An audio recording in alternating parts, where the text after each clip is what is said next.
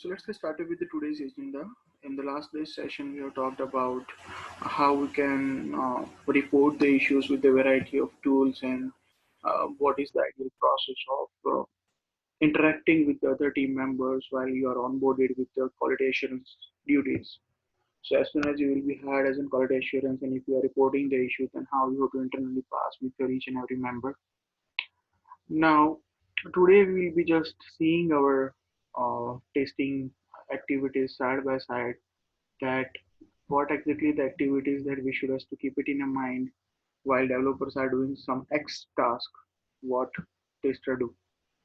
So for this, I have just created a small good diagram where I have kept both the things side by side regarding what a software development lifecycle phases that we have versus what all possible testing and what all activities a quality assurance candidate do when they are onboarded as an QA. So we have already talked about software development lifecycle model on the day one, where I talked about a small idea with that we do have variety of models in which the development is ongoing, starting with waterfall model, P model, and then later agile.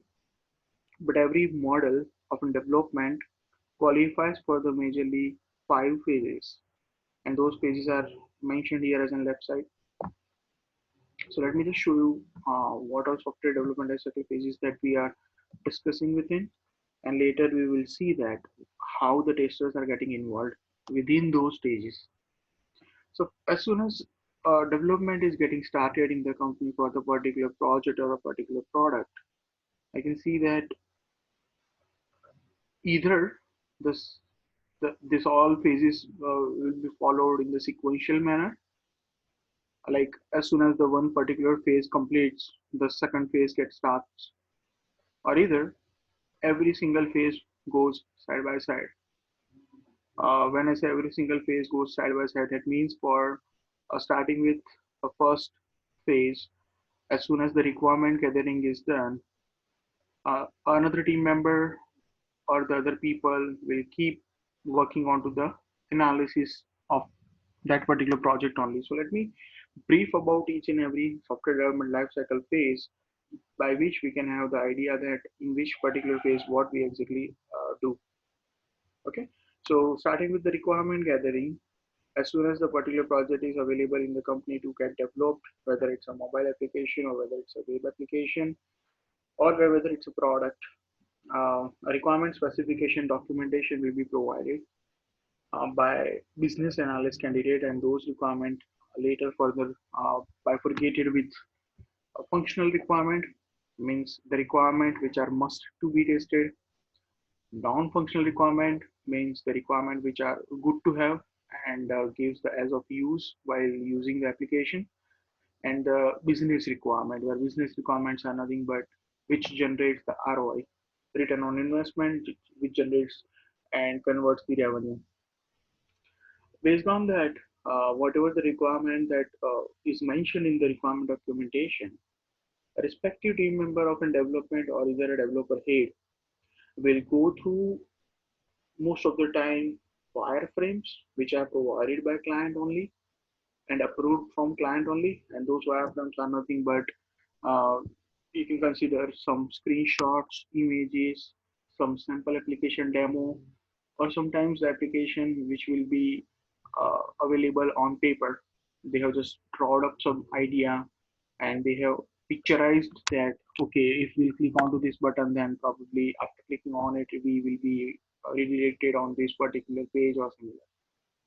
So as soon as the requirement will be clear, they will try using a similar web application or the mobile application just to understand that what all existing problem available in the market in the already present solution versus what exactly they have to overcome with the newer solution provided, basically the newer solution provided by us as a company. So we need to understand that if already existing solution is available, then why people are not using it. Let's talk about a very good example of this software itself. Why we are using uh, WPS. This is kind of a WPS software I'm using it. Just the moment I'm just showing you that the software name is WPS, and WPS Office, it's a name. I'm not using Microsoft Office, which is a Microsoft Shoot. Over that solution, I have adopted WPS Office, which also works same way. Even if you see here currently, it gives the same look and feel and ease of use as well. So that was the idea that if Microsoft Office is already available as a solution to view the documentations, why I'm still using the WPS? So there will be lot many different sort of parameters that I have measured across Microsoft Office to the WPS Office, which pushes me to use this WPS Office over the solution of Microsoft Office. A good example is, let's say, a price. WPS Office is having a lower cost than the Microsoft Office.